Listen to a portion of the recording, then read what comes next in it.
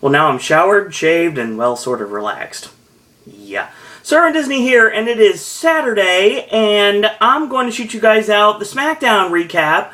The thing about this video is, this could have been done as early as yesterday morning, before we even went to the theater to watch the two movies. The reason why it wasn't was because, yeah, I was kind of being a little bit lazy, and realized that, you know, this is the video for Saturday, and why should I be shooting it on Friday? And then I thought about it, I was like, wait a minute, maybe I should probably just, I don't know, maybe shoot the video in advance, put it on private, and then upload it today. Well, that didn't happen. Yeah, that didn't happen. So, because of that fact, you're getting this video right now. It is a little bit after 2 p.m. on Saturday to timestamp this video. And we're going to talk a little bit about SmackDown from last evening. And I was able to watch SmackDown, like I said, 10 a.m. yesterday. So I had these notes all ready to go, but I had a lot of business to attend to. And, or attend to in this case. And my business, of course, was watching two movies and shooting the movie reviews and shooting the verses. So, there's a lot of problems yesterday. A whole lot of problems yesterday. Number one, AJ's movie reviews was finished a little bit after 9 p.m. AJ's movie reviews and verses were both finished about 9 p.m. That meant that I could try to start uploading directly after I finished AJ's movie reviews. Now, they're an hour and 32 minutes, and right after that I started uploading them. Well, they won't upload. And then I tried it again, didn't want to upload. I tried it again, didn't want to upload. I was like, okay, fine, I'll turn off the iPod, see if that works. Nope, didn't want to upload. So I ended up having to upload it directly from the desktop, which is something I absolutely abhor to do. But I have to do it sometimes, especially when I shoot with the iPhone, given the fact the iPhone is on iOS 7, and iOS 7 does not have a direct download anymore with YouTube. Hence the reason why I am scouring eBay right now like a madman trying to find another iPod Touch 4th generation, just so I can film on that. I know what you're thinking. Oh, and why don't you just get a digital camera? I was like, I have a digital camera, and I've shot with videos with it before. I shot on the Disney Fantasy with my digital camera. And they was like, oh, and why don't you just, like, get an actual camcorder? I was like, yeah, well, the problem with that is number one, I don't edit. Number two, the issue with that is the fact that it takes so much time to be able to put stuff. Let's say I'm at Disney. Okay, I'm at Disney, and the only access I have to be able to put videos online would be to put them on my laptop. Well, my laptop decided to die last year, so needless to say, I had the Mannheim Steamroller video from Universal on there for the duration of my vacation. So that meant that I couldn't do anything with the iPhone 5 anymore, because I didn't know if I would have enough space, to be honest, because that's a long video. And it's, of course, available on the December 2013 playlist for Universal Orlando here on Pop. Now, that aside, I have learned the hard way that when I have to upload through a desktop or a laptop or a computer to put the video on the desktop of said computer and upload it directly from YouTube, it takes about 5 hours, and that's for a 20-minute video. Sometimes it's even longer, it just kind of depends. It's taken like 10 hours before, because that's just how it works. And when I'm uploading directly from the iPod Touch, which I can still do because there is no iOS 7 on iPod Touch, 4th generation, thankfully, because of that factor, it makes it a whole lot easier. But it pretty much deletes the middleman when I have to do the same thing I do with the iPhone 5. So, that being said, who knows what I'm going to be doing from now on. Obviously, I'm still going to be shooting videos, everything's going to be the same, but I may try to see if I can shoot them earlier. Earlier being that, I'm just going to throw this out to you right now. Remember the thing I just said a few minutes ago about how, yeah, I don't want to shoot videos and put them on private unless, obviously, it's one of those situations where we shoot the videos before I go on vacation, and then I put them up while I'm on vacation. Well, I'm going to break my rule. Here's the reason I'm going to break my rule. I'm going to break my rule because we have a lot to do this weekend. It's the Pop-iversary on Thursday. And Thursday, we are actually filming. Why are we filming? Well, we're filming because on Friday, we are going to take it easy. We're actually going to film everything on Thursday night. So, really looking forward to that, and the fact that I have a Friday off for a change, which would be awesome. And I'll be able to watch Smackdown normally and get that video out to you guys probably a little bit after midnight on Friday night / Saturday morning. I just went backwards. Friday night / Thursday morning. That's not possible. So, yeah, that's what we're going to be doing. But, you're here to hear about SmackDown, and we're going to talk about SmackDown. Let's talk about SmackDown, shall we? Excuse me. Now, the version I watched, as always, number 1 is no commercials, which is amazing. Number 2 is in a foreign language, which, okay, fine. But, I mean, it's only, like, the opening of the show, and, like, the placement of the matches is different, obviously. Usually I watch it, like, the Sky Sports version that's on the torrent. But, basically, it's because I'm tired of my DVR, and I know my mom's not watching this, but she's going to find out as soon as she arrives in a couple of days that, yeah, we're going to get rid of the DVR, because there's no reason for me to have it. I've been watching stuff on YouTube for the longest time anyway, and doing these recaps, so I'm not really recording anything for posterity or to watch it back. I'm just recording things to record things. So, that being said, it'll take a little bit off of our cable bill, and I'm sure that'll make her rather happy. So, we start this off with a match of Curtis Axel taking on Jey Uso. Short match. Missed the splash in the corner, and Uso with 2 clotheslines, the Savate kick to the ribs, uppercut, and does the kick the leg out while, while Axel grabs the top rope, of course, the Kurt Hennig sell, which I love every single time. It's another uppercut, goes up top, a distraction, and Axel gets drags him in, and hair pull takedown, and Ryback tells him to finish him off, and he does. He finishes him off with a hatchet and gets the 3 off of it. So, I called this to be a match.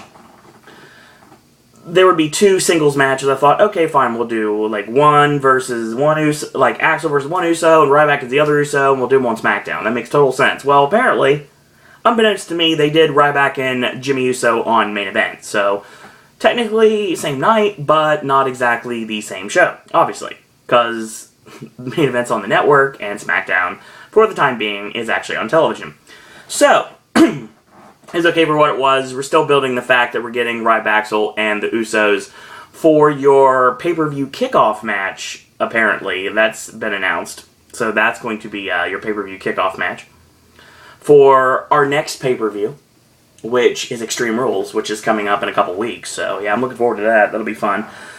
The first pay-per-view of WWE that I've actually been able to watch on the network while it was live. Now, obviously, I did not watch WrestleMania live. I was at Will's house watching WrestleMania with everyone else. So, I did go back and watch it after the fact. However, this is the first pay-per-view I've actually watched when it was live. So, that's going to be awesome. Looking forward to that. Looking forward to Extreme Rules. Should be interesting to see what direction we go. So, we start off with the actual start of the show, apparently, was Vicky Guerrero coming out. And all the rumors aside that she was going to be taking time off to go back to school. Yeah, that's at least not happened yet. So, it may still happen, but the rumor mill was wrong. Wrong. And of course, it's on the internet. It's got to be right? Wrong. So, apparently the Authority have the night off. Because they're the Authority. They give themselves a night off. No one's going to question that. So, basically, Vicky is the one that's going to address the Shield and what happened during the 11-on-3 handicap match on Raw Monday night. There will be a rematch tonight, as a result, of course, what happened. And then after that, she introduces both Paul Heyman and Zeb Coulter for a debate. This is awesome, by the way. I love this. And, of course, the debate pretty much degenerates immediately into Paul Heyman saying his favorite words, "My client Brock Lesnar conquered the streak at WrestleMania," and says it over and over and over again. But we'll go to that when we get to it. So, Zeb Coulter says, "What happened at WrestleMania and Raw the following night? 10 months ago, no one knew who you were, Cesaro. I believed in you, and little by little, I shaped you, and I molded you, and I made you into the superstar you are today. Why did you do what you did, Paul?" Heyman's like, "Mr. Coulter, my client Brock Lesnar conquered the Undertaker's streak at WrestleMania. My client Brock Lesnar conquered the Undertaker's streak at WrestleMania," and I literally wrote yada yada yada because I like Seinfeld references and it made perfect sense. So he says it for about 90 seconds. Zeb's not going to talk about Brock, doesn't care about Brock Lesnar. What's the point to care about Brock Lesnar at this point? He's off television till the SummerSlam. He's talking about Cesaro, and he says Heyman is a liar, a cheater, and Paul, why did you steal him away from the real Americans? And of course, Heyman goes on to retort, "I am the one behind 21-1. My guy won. When was the last time your guy won? When a Zeb Coulter guy won the Battle Royal, Zeb, of course, intercedes, and he says, you know, by the time the Battle Royal came down, he was already a Paul Heyman guy, and Zeb's like, I entered him in that Battle Royal, so that means he's a Zeb Coulter guy, so they fought back and forth for Cesaro, basically tightening his arms back and forth, like, verbally. And then he's like, forget this, I'm done. I'm a former wrestler, I'm going to take this out on everyone. And he throws the podium aside, he's like, Paul, this isn't between Cesaro and Swagger, this is between me and you. So he gets up in his face, he's like, be a man for the first time of your life, and we can settle this man to man. So they have to be separated by Cesaro and Swagger, so that leads us to our first actual match of the actual event, which is the second match that I recapped. It is Cesaro and Jack Swagger, a match that I thought would happen at Extreme Rules, but apparently is not going to happen at Extreme Rules now, because they blew it off on SmackDown, because Cesaro has bigger and better fish to fry.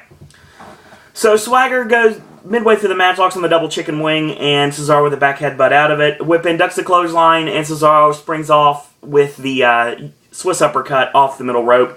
Hits the deadlift side salto, 1-2, and Swagger kicks out. He goes for the over the shoulder, he pushes him into the buckle, and Swagger with the back body drop. Babyface move there. And Swagger bomb connects, 1-2, and a kick out.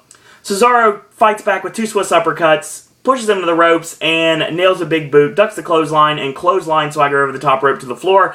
Both men are down. We come back from the last commercial break of this match, and the superplex is attempted.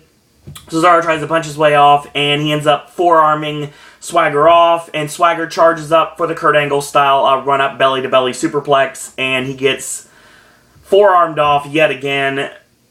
Nails the Swiss uppercut off the top, 1-2, and a kick out. So he charges in, gets the elbow up, big boot, 1-2. Cesaro is the one to kick out this time. Goes for the Swagger bomb. He puts the boot up to block it, and that gets countered into the Patriot lock. It gets countered. Swagger with a takedown, 1-2, and a kick out. Swiss uppercut connects yet again. Modified Tiger Driver and double leg. Goes for the giant swing. It connects. Gotch style neutralizer. Twist the neck, and 1-2-3. So match over.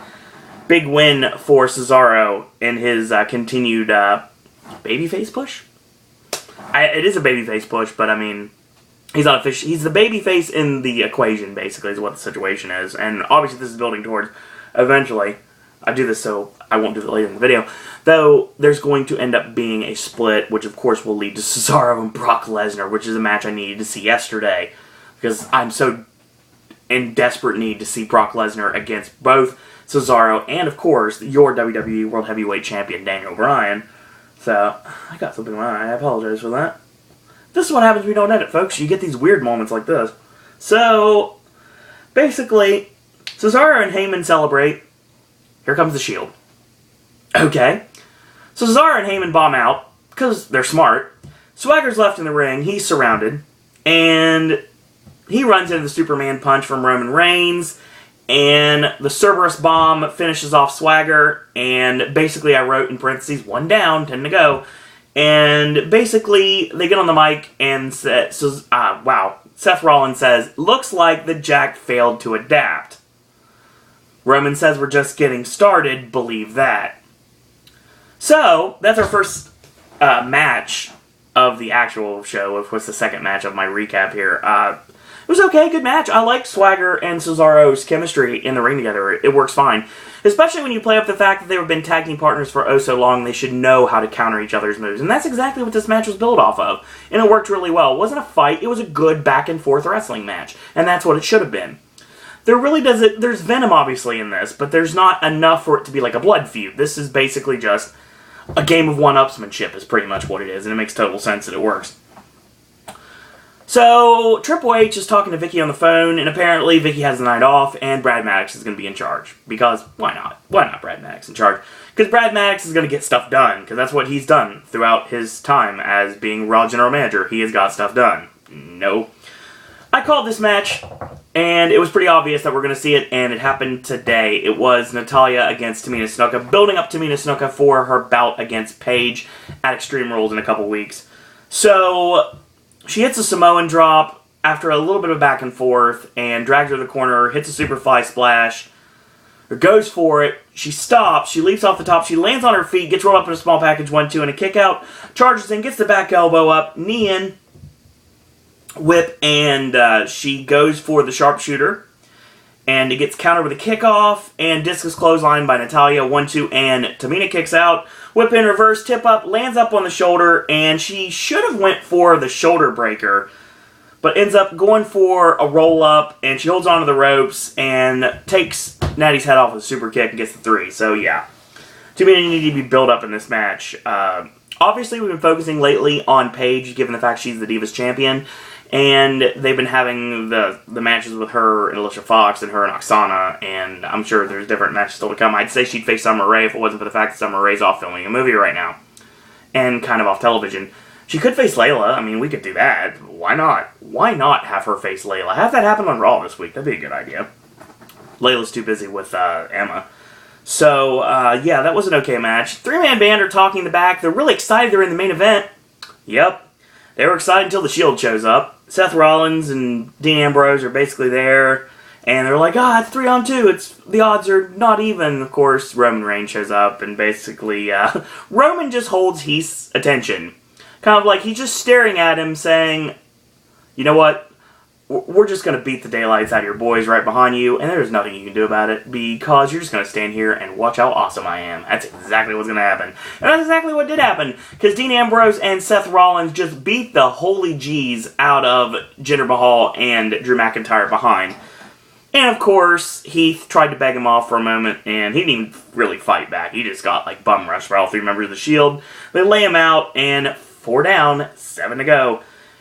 And of course, we get another promo for Bo Dallas, which will be making his debut very soon. Really very interesting that happened because, spoiler alert, he is involved in a matchup against Big E during the NXT tapings that they had the other night.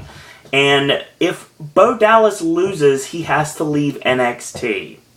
I'm not going to say anything more than that. I'm just going to say that stipulation is there. So if you're picking up what I'm putting down, you probably know where I'm going with this. So, yeah. That's why Bo Dallas will be on the roster sooner rather than later. So then we get an awesome promo. So awesome that I wrote it down.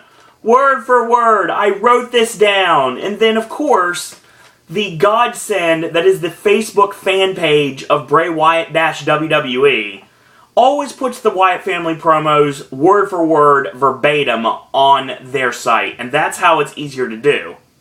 Well, you know, I'm not going to read this jumbled piece of paper. I'm going to read it from looking upwards, like you guys love when I do it. So, basically the Wyatt family come out. Hershey, we're here. And when the lights come back on, the Wyatt family are inside the steel cage. Of course, setting up the fact that we're building towards John Cena and Bray Wyatt Extreme Rules inside that very steel cage. So, Bray, of course, gets on the mic and says, all power in this world is measured by how much love you have. Whether you love to bring joy or suffering, you cannot deny that love is a delectable experience. It is a ravenous wildfire with beautiful flames. It is a divine wine that brings warmth to those who drink it in. It cannot be defined. You have to live it. You have to feel it. Get them to love you, John, and they'll do anything for you. But you already know that, don't you? How does it feel now, John, to know that you have lost their love? To know that they would rather see you suffer than see you smile? I like your style. This past Monday night on Raw, your people, John, they were given a choice. You could have given John a fair fight, but you didn't. Instead, threw them to the wolves like a piece of meat. I think we've crossed this bridge. I think we've reached the threshold, and John, I think it's high time that you stop underestimating me. Thinking of me as just a man is a mistake. I am not. I am the nagging conscience of a world that has thrown itself away to mortal monsters. I am everywhere, and I am everything. My words aren't just words. My words are razor blades that cut deep, and they are working. At Extreme Rules, me and you got a date with Destiny, John, inside a steel cage. And how fitting. We're just like a couple of modern-day gladiators fighting for the respect of our people. This cage defines your world, John. Everything you stood for, all the blood, sweat, and tears you put in fighting for them has landed you right here with me, like a snake trapped with a rat in a box. Just remember, John, it was you who invited me here. And you haven't even removed my venom. Your nightmares have become my dreams come true, and in my dreams I hear them. In my dreams I feel them. In my dreams I see them one by one. They will all follow me. Can't you see them now, John? Can't you hear them sing with me? Brothers and sisters, he's got the whole world in his hands. And he gets the crowd to sing along with him.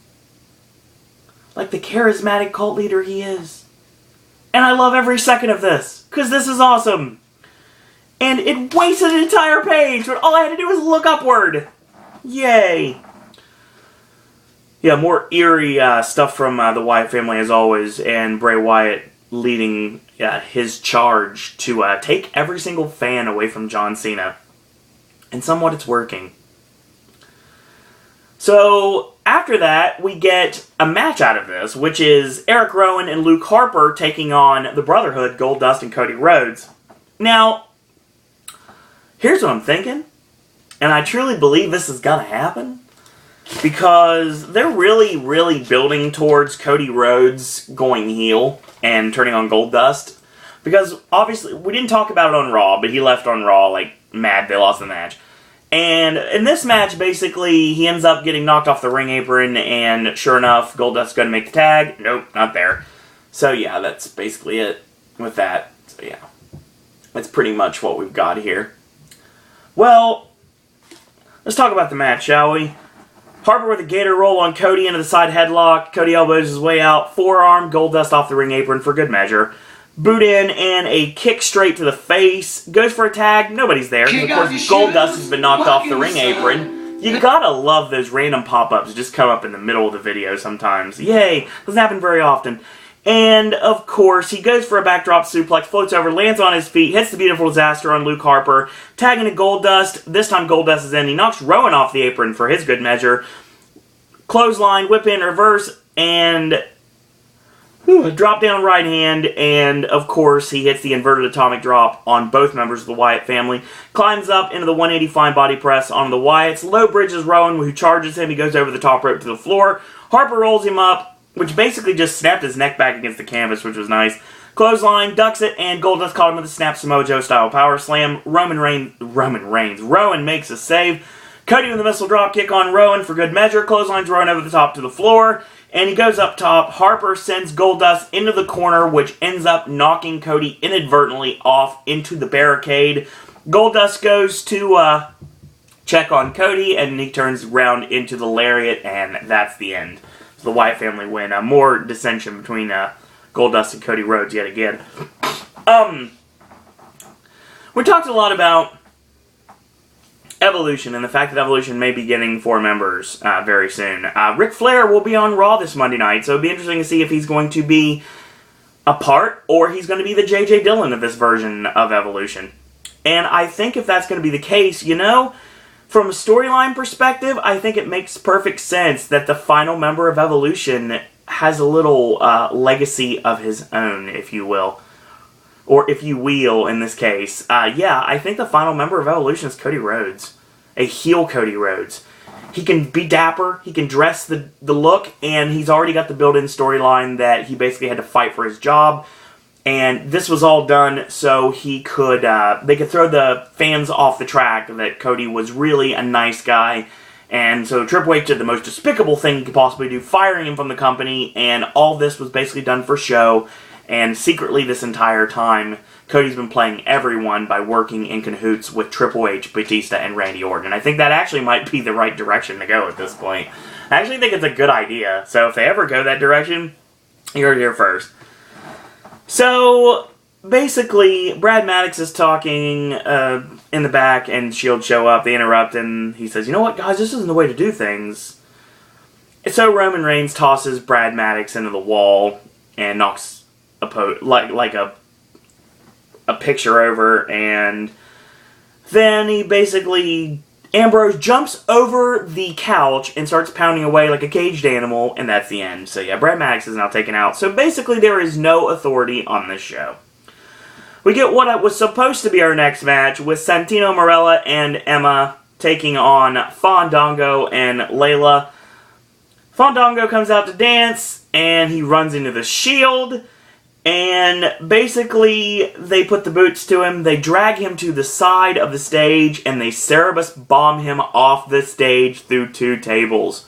The last time someone was powerbombed off the stage through tables was Muhammad Hassan.